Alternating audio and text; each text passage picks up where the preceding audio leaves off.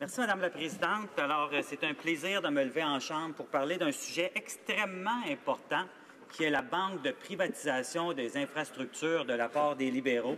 Et je vais expliquer pourquoi il faut absolument retirer ce projet du projet de loi Omnibus C-44 et qu'on puisse avoir un vote et un débat seulement sur ce projet-là, qui est, comme je le mentionnais, le projet de privatisation des infrastructures. Et ça, c'est totalement inacceptable.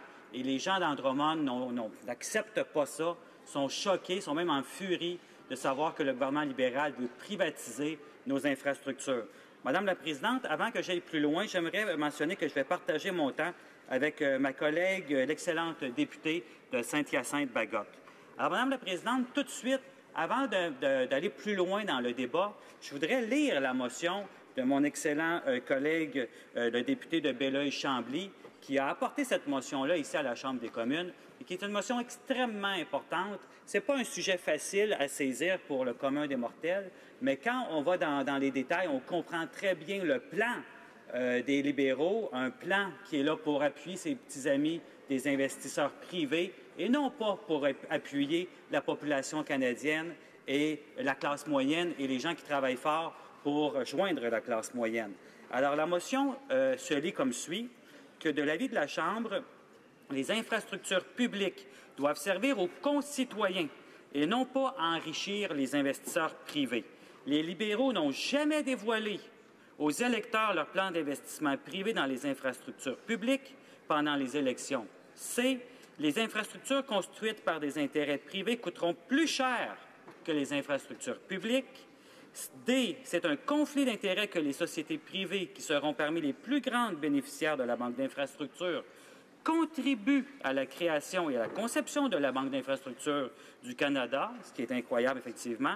E. Cette banque laissera aux contribuables un fardeau inacceptable de tarifs et de péages de privatisation qui serviraient qu'à enrichir les investisseurs privés au détriment de l'intérêt public. F. Les articles relatifs à la création de la Banque de l'infrastructure du Canada devraient être retirés du projet de loi C-44, loi numéro 1 d'exécution du budget de 2017, afin d'être étudiés dans un projet de loi indépendant. Alors, comme je le mentionnais, Madame la Présidente, ce qui est tout d'abord totalement inacceptable et un scandale, c'est que le gouvernement libéral a présentement brisé une autre de ses promesses. Il avait promis qu'il ne ferait plus de projet de loi omnibus comme les conservateurs. Parce que comme les conservateurs, les projets de loi omnibus, ce sont des projets de loi antidémocratiques. Ce sont des projets de loi qui ne permettent pas aux députés de bien faire le travail, d'analyser toutes les lois qui peuvent être modifiées et ensuite de les envoyer au bon comité qui vont faire un travail à ce moment-là aussi exhaustif pour pouvoir analyser cela. Au contraire, en mettant ce projet de loi-là de privatisation des infrastructures, de la privatisation de la Banque d'infrastructures, ce qu'on fait, c'est qu'on empêche les députés, les législateurs, de bien faire leur travail d'analyse, et d'amener ce projet de loi devant un comité et d'amener des témoignages d'experts afin de bien analyser tous les tenants et aboutissants de ce projet de loi-là, d'un projet d'amener une banque de privatisation des infrastructures, de bien démontrer toutes les conséquences négatives que cela pourrait amener par la suite. Et en mettant tout ça dans un projet de loi omnibus, dans un projet de loi mammouth, en brisant la promesse libérale de ne pas faire de projet omnibus, eh bien, on vient enlever cette possibilité de bien analyser, de bien présenter ce projet de loi-là. Et on enlève non seulement aux députés, mais à la population canadienne le droit de bien connaître et de bien analyser les projets de loi qui vont être modifiés ici. Et ça, c'est extrêmement grave et c'est une autre promesse brisée des libéraux qui s'ajoute en plus à la promesse brisée de ne plus faire d'attribution de temps à tout bout de champ, à tout moment. Et qu'est-ce qu'on voit ici? C'est le contraire. Ils sont en train de battre. Ils sont en train d'atteindre le record d'attribution de temps de bâillons des conservateurs, qui, eux, avaient le record de tous les temps. Le pire record jamais dans l'histoire du Canada. Et les libéraux qui avaient critiqué cela sont en train de faire la même chose. Et ça, c'est vraiment déplorable. Et ils nous ont avisé en plus, Madame la Présidente, récemment, préparez-vous, messieurs, mesdames de l'opposition, nous allons en faire encore plus d'attribution de temps. Alors, si on peut être du côté des libéraux, j'espère qu'on va aller voir la leader parlementaire pour leur dire « Hey, les attributions de temps, ça suffit. Nous, on s'est battus, les libéraux, nous, on a fait des promesses pour dire qu'on n'en ferait pas, qu'on serait beaucoup plus raisonnable en ce qui concerne les attributions de temps. Et on voit que ce n'est pas du tout le résultat présentement. Madame la Présidente, qu'est-ce que c'est qu'une banque de privatisation des infrastructures? Quelle est la conséquence première? La première conséquence, c'est qu'on donne des profits aux investisseurs privés. Et, d'un autre côté, on donne tous les risques, tous les côtés négatifs au gouvernement. Mais qui est le gouvernement? Est-ce que ce sont seulement les libéraux? Non. Le gouvernement, qui va payer pour ça? C'est les Canadiens et les Canadiennes. C'est les gens de ma circonscription que je représente, les gens de Drummond. Ce sont eux qui devront payer pour cette mauvaise banque en infrastructure. Et qu'est-ce que ça va entraîner, une banque en infrastructure aussi? C'est que les gens du privé, qu'est-ce qu'ils veulent? Ils veulent, bien sûr, des profits. Et comment est-ce qu'on peut faire des profits avec des infrastructures? C'est d'aller dans les grandes villes, où il y a beaucoup de possibilités de faire des profits plus, où il y a assez de population pour le faire. Donc, on va oublier les régions. Est-ce qu'on peut faire beaucoup de profits avec les infrastructures en région comme dans la région de Drummond? Non. Les infrastructures sont là pour soutenir la population, sont là pour être au service de la population, mais ils ne pourront pas permettre de faire beaucoup de profits. Donc, est-ce que des villes, des régions comme dans Drummond vont bénéficier d'une banque de privatisation des infrastructures? La réponse est très simple, c'est non. Alors, on prend des sommes d'argent qui viennent de Drummond, qui viennent des autres régions du Canada, et on leur dit, ça ne sera pas pour vous. Alors, c'est vraiment très dommage. Et ceux qui vont pouvoir en bénéficier, ceux-là vont se voir attribuer des péages et d'autres tarifs. Donc, ça va être une augmentation de la pression fiscale sur la classe moyenne et sur les gens qui visent à atteindre la classe moyenne. Donc, ce n'est vraiment pas quelque chose qui va aller dans le bon sens. Madame la Présidente, la Banque de privatisation des infrastructures aurait pu être l'argent qu'on va mettre dans la Banque de privatisation d'infrastructures aurait pu être investi dans des meilleurs endroits. Vous savez, Madame la Présidente, présentement, les Canadiens et Canadiennes d'un peu partout au Québec et en Ontario souffrent à cause des inondations, à cause qu'on n'a pas prévu de l'adaptation de nos infrastructures. Vous savez, Madame la Présidente, notre adaptation au changement climatique, notre résilience au changement climatique, il faut y voir. Et des événements extrêmes comme on a présentement, comme on a eu dans le passé, le budget vert de 2017 avait fait des recommandations très importantes d'investissement dans les infrastructures naturelles et des écosystèmes.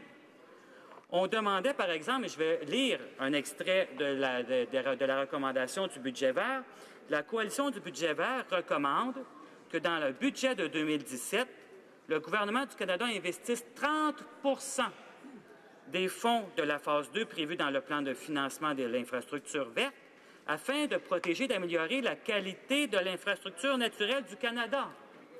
Alors, Madame la Présidente, plutôt que d'investir ces sommes-là d'argent dans une banque de privatisation de l'infrastructure qui ne va pas servir aux Canadiens et aux Canadiennes, qui ne va pas servir à la région de Drummond, on aurait pu investir dans les infrastructures vertes, dans la résilience, dans l'adaptation pour les infrastructures. Et ça, c'est extrêmement important quand on voit ce qui se passe présentement dans nos régions, près de Yamachiche, par exemple, près de Gatineau, ici, où il y a des gens qui souffrent à cause des inondations et parce que pendant ce moment-là, on ne fait pas de planification, de préparation pour l'adaptation au changement climatique. Et ça, c'est dans le budget vert, Madame la Présidente, que malheureusement, les libéraux n'ont pas lu. Et c'est vraiment dommage. Donc, pour revenir en conclusion, Madame la Présidente, il faut absolument retirer la partie de la Banque de privatisation des infrastructures de C-44 pour qu'on puisse en débattre comme il faut, pour qu'on puisse montrer tous les tenants et aboutissants, pour que ça puisse aller au bon comité et qu'on puisse amener des experts qui vont démontrer que cette banque de privatisation des infrastructures n'a rien de bon pour la région de Drummond et c'est pour ça qu'on va s'opposer à cette banque de privatisation des infrastructures. Merci, Madame la Présidente. Questions and comments? Questions et commentaires? The honourable member. Honorable député de Fleetwood Port Kells. Merci, Madame la Présidente. Cela semble être un enjeu où l'idéologie prime sur le bon sens. Je pourrais indiquer 3 grands projets d'infrastructure dans la zone métropolitaine de Vancouver qui n'auraient pu que voir le jour avec la participation du secteur privé. La ligne de transport rapide et d'autres. Mais deuxièmement, je me demande si la députée, ce sera ma question, étant donné que nous savions que le débat sur la banque d'infrastructure s'en venait, a-t-il approché son leader en chambre, lui demandant que plutôt que de gaspiller toute une semaine de débat parlementaire sur une question de privilège, on a entendu répéter constamment la même chose, pourquoi n'a-t-il pas abordé son leader du gouvernement pour dire, son leader en chambre, pour lui dire d'aborder un enjeu qui compte vraiment pour les Canadiens? Tant qu'il pose cette question-là, parce que je me demande si lui, il a approché sa leader parlementaire pour lui dire « You, on a fait des promesses électorales. On a dit qu'on ne ferait pas de projet de loi omnibus. Qu'est-ce qu'on a fait? Promesse brisée, un projet de loi omnibus. Ensuite, on a dit « Hey, on a dit comme promesse, on ne ferait pas de baillons à tout moment. » Qu'est-ce qui arrive? Promesse brisée, encore des baillons. Et on nous avise même « Il va en avoir plus. Préparez-vous. Il va y avoir encore plus d'attribution de temps qu'il y en avait avant. Pire record que les conservateurs. Et Vancouver, c'est très bien beau et j'apprécie qu'il y ait des beaux projets à Vancouver, mais dans Drummond, on est en région. Et la Banque de privatisation d'infrastructures ne fera rien pour les régions comme Drummond. Et c'est ça qu'on déplore. Pourquoi est-ce qu'on n'a pas pris cet argent-là pour l'investir dans l'adaptation au changement climatique, pour les infrastructures en adaptation? Questions and comments. Questions et commentaires. L'honorable député chez Athabasca. Richmond-Athabasca. Merci. Merci, Madame la Présidente. Je voudrais remercier premièrement mon collègue pour son allocution qu'il a fait aujourd'hui. Je pense qu'il a vu très juste dans sa présentation. Et ma question est assez simple. Quand on sait qu'il y a 15 milliards qui auraient dû servir à l'ensemble des municipalités au Canada, dont Drummondville, dans sa circonscription et les autres municipalités autour, et qu'il voit cet argent-là transféré dans une banque d'infrastructures qui n'a comme objectif que d'enrichir les investisseurs étrangers, ces milliardaires-là, comment il se sent? Est-ce qu'il pense sincèrement qu'il a une chance d'avoir un projet? On va prendre la plus grande ville de sa circonscription, Drummondville, parce que Drummondville a déjà eu un projet supporté financièrement par le fédéral de plus de 100 millions de dollars. Parce qu'on nous a déjà annoncé qu'il n'y aura pas de projet en bas de 100 millions qui sont acceptés. On parle même de jusqu'à 500 millions. Est-ce qu'il pense sincèrement que Drummondville pourrait avoir accès à ce programme-là, à cette banque pour l'aider? Député de Drummond. Je remercie mon collègue de Richmond-Athabasca parce qu'il vit la même situation que moi.